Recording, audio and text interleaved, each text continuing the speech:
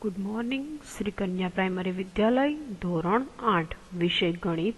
એમાં જોઈએ chapter number 16 સંખ્યા સાથેની રમત.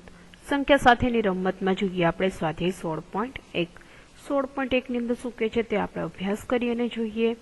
શું કહે છે 16.1 નીચે આપેલા સરવાળા કે ગુણાકારની પ્રક્રિયા માટે મૂળાક્ષરોની કિંમત મેળવી અને તેમજ તે પગલાં લીધેલા છે તેનું કારણ જણાવવાનું છે કે તેનું કારણ શું છે, મૂળાક્ષરોની કિંમત મેળવવાની અને ત્યાર પછીના પગલા. જોઈએ અહીંયા આપણને સરવાળો કરેલો છે, એની કિંમત આપણને કંઈક આપેલી નથી તો શું થતું હશે એ આપણે જોવાનું છે. એની જે આપણે જવાબમાં જોઈએ તો જવાબમાં એક કિંમત આપી છે, પછી 3 ને 2 5 થાય બદલાનો, અહીંયા તો આપણને બી આપી દીધા છે તો આપણે એની કિંમત મેળવવાની છે. તેવા તમને કેટલા દાખલા આપેલા છે? 10 દાખલા. તો એ દાખલાને આપણે જોતા જઈએ કે દાખલો કઈ રીતે કરેલો છે. તો જોઈએ હવે આપણે પહેલો દાખલો. બરાબર, દાખલા નંબર 1. દાખલા નંબર 1 ની અંદર શું કે છે 3a + 25 ના છેદમાં કેટલો જવાબ આવે છે? b2. અહીંયા બે અજ્ઞાત a અને b આપેલા છે જેની કિંમત આપણે શોધવાની છે. બંને સંખ્યાના એકમના સ્થાનમાં a બરાબર a5, જો અહીંયા જોઈ શકો છો a અને 5 આપેલા છે, જેના સરવાળાની સંખ્યાનો એકમનો અંક કેટલો થાય છે? 2 થાય છે.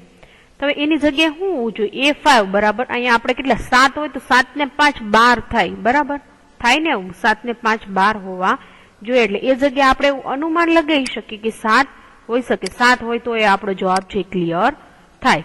એટલે આપણે કહી શકીએ એટલે કે a બરાબર 7 હોય. કેટલા હોય? a બરાબર 7. દશકના સ્થાને એની વધી ચડાવી, અહીંયા ઉપર એની વધી ચડાવી. બરાબર, એટલે 7 ને 5 કેટલા થાય? 12. અહીંયા વધી 1 ચડાવી. તો હવે આપણે જોઈ શકીએ 1 + 3 + 2 એટલે કેટલા થવા જોઈએ? 6. તો અહીં b બરાબર તમને કેટલો જવાબ મળવો જોઈએ? 6 જવાબ મળવો જોઈએ. તો અહીંયા આપણો જવાબ કેટલો થાય? 62 જવાબ એ દાખલાનો આપણને આવે. તો કહી શકીએ a બરાબર 7 અને b બરાબર 6 હોય શકે. સંખ્યાની અદલા બદલી અને રમત છે જોતા જઈએ. હવે દાખલા નંબર બીજો જોઈએ. દાખલા નંબર બીજામાં પણ એવું છે. આમ સરળ છે દાખલા, અઘરા કોઈ છે નહીં. હવે જોઈએ 4a + 9 8. પછી હવે છેલ્લે જવાબમાં જોઈએ c b અને અહીંયા જવાબ આપ્યો છે 3. અજ્ઞાત સંખ્યા કઈ કઈ આપી છે? a b અને c, જેમની કિંમત આપણે શું કરવાની છે? શોધવાની છે. તો બંને સંખ્યાના એકમના સ્થાન ઉપર તમે જોઈ શકો છો a અને 8 આપેલા છે, જેમનો એકમનો અંક કેટલો છે? 3 છે. તો નીચે છેદમાં 3 છે તો એ કઈ સંખ્યા હશે કે જેને આપણે લખવાથી 13 થતા હશે? તો આપણે 8 ને 5 જોઈએ તો 13 થાય. કેટલા થાય? 8 ને 5 બંનેનો પ્લસ કરીએ ને તો 13 થાય. તો અહીંયા ઉપર એ જગ્યાએ કેટલા હશે? 5 હશે એવું આપણે કહી શકીએ. તો એ બરાબર 5 હોય. દશકના સ્થાને એક વધી ચડાવી આપણે જોઈ શકો છો. અહીંયા ઉપર એક વધી ચડાવી છે તમને, એ વધી ચડાવીએ અને હવે જોઈએ 9 + 4 + 9 બરાબર, અને ઉપર એક વધી એટલે આપણે જોઈએ 4 ને 5, 5 ને 9 કેટલા થાય? તો કે 14 થાય. કેટલા થાય? 14. તો આપણે લખી શકીએ a બરાબર 5, b બરાબર 4 અને c બરાબર 1 એવું આપણે દર્શાવી શકીએ કે આટલા થાય છે. હવે એ રીતે આપણે ત્યાર પછીનું જોવાનું છે. હવે ત્યાર પછીનો આપણે જોઈએ દાખલા નંબર 3. દાખલા નંબર 3 માં પણ એવી જ કન્ડિશન આપી છે. a1 × a × a બરાબર. a × a એટલે એને a જ લખી નાખ્યા અને a × 1 એટલે એને લખ્યા 9. તો અહીંયા એક અજ્ઞાત a છે જેની કિંમત આપણે શોધવાની છે. 1a એટલે કે a માં એકમનો અંક, તેની એકમના અંકને ગુણવાની જવાબની સંખ્યા આપણે જોઈએ. 1 × 1 એટલે 1 થાય, 5 × 5 એટલે 25 થાય અને 6 × 6 કરીએ તો 36 હોઈ શકે. બરાબર, એટલે આપણે કહી શકીએ a બરાબર તો કેટલા હોય? 1 જ હશે, અથવા તો 5 હશે, અથવા તો 6 હોઈ શકે. એટલે આપણે બધી રીતે એનો ગુણાકાર કરતા જઈએ. 11 × 11 કરીએ તો છેલ્લે જવાબ 1 જ આવે. 15 × 5 કરીએ તો 15 × 5 = 75 આવે. પણ 16 × 6 કરીએ, કેટલા કરીએ? 16 × 6 કરીએ તો અહીંયા તમને જવાબ મળે 9. બરાબર, તો અહીંનો જવાબ તમને ખ્યાલ આવે કે 6. તો એની કિંમત શું હોઈ શકે? 6 હોઈ શકે એવો આપણને ખ્યાલ આવે. એ જ રીતે ત્યાર પછીનો આપણે ચોથો દાખલો જોઈએ. ab ના છેદમાં 37. હવે એનો 2 નો પ્લસ કર્યો એટલે કેટલા આવ્યા? 6a. અહીંયા બે અજ્ઞાત આપ્યા છે, a અને b ની કિંમત શોધવાની છે. હવે એકમના અંકના સ્થાનનો સરવાળો b + 7 કરતા એકમનું સ્થાન a મળે છે. a + 3 કરતા દશકનું સ્થાન 6 મળે છે. તો એની કિંમત 0, 1 અથવા તો 2 હોઈ શકે. વધી 1 લેવાથી એને ધ્યાનમાં લેશું. હવે જોઈએ OB ના છેદમાં 37 એટલે અહીં જવાબ શું લેવાનો છે તમારે 60. બરાબર, 60 જવાબ આવે છે. તો આમ O એ શક્ય છે નહીં. હવે બીજું જોઈએ AB ના છેદમાં 37. બરાબર, તો B પ્લસ 7 કરીએ તો 1 આપે, જેથી કરીને B બરાબર તો આપણે 4 થાય છે, એટલે આપણે 4 થતા નથી, એટલે આ વાત પણ શક્ય છે નહીં. ત્યાર પછી જોઈએ 2B લઈએ ના છેદમાં 37, B પ્લસ 7 એટલે કે 2 આપે છે, જેથી કરીને B બરાબર તો 5 થાય. 5 તો 5 ને 7 તો એ તમારો જવાબ મેળે આવતો નથી. 1 પ્લસ 1 પ્લસ 4 પ્લસ 6 એનો જવાબ થાય છે 6. એ પણ આપણે જોતો નથી. તો હવે આપણે એનો પછીનો કોયડો જોઈએ.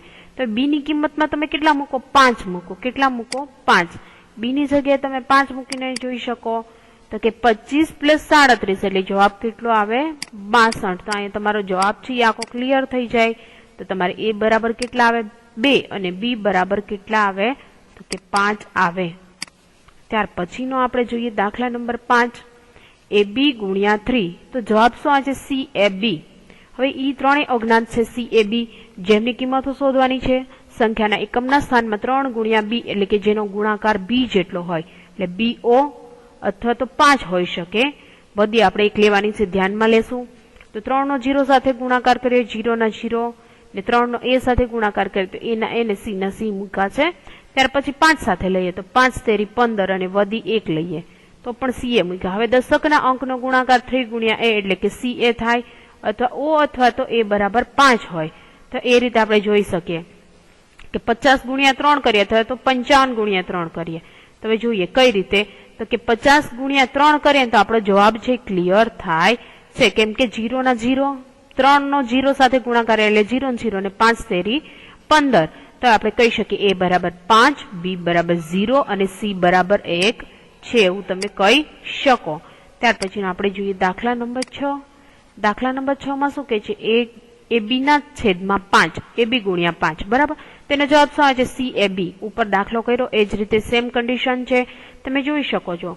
AO ગુણ્યા 5 કરો એટલે આ જવાબ આવશે, અને A5 ગુણ્યા 5 કરો તો પણ એ જવાબ આવશે. એટલે હવે આપણે જોઈ શકીએ 50 ગુણ્યા 5 કરીએ તો તમને 250 તમારો જવાબ આવે, કેમ કે 5 નો 0 સાથે ગુણાકાર કરીએ તો 0 ના 0 અને 5 5 25 તો 250 તમારો જવાબ ક્લિયર થાય. હવે ત્યાર પછીનો જોઈએ C દાખલો. AB ગુણ્યા 6 એટલે B આવે છે.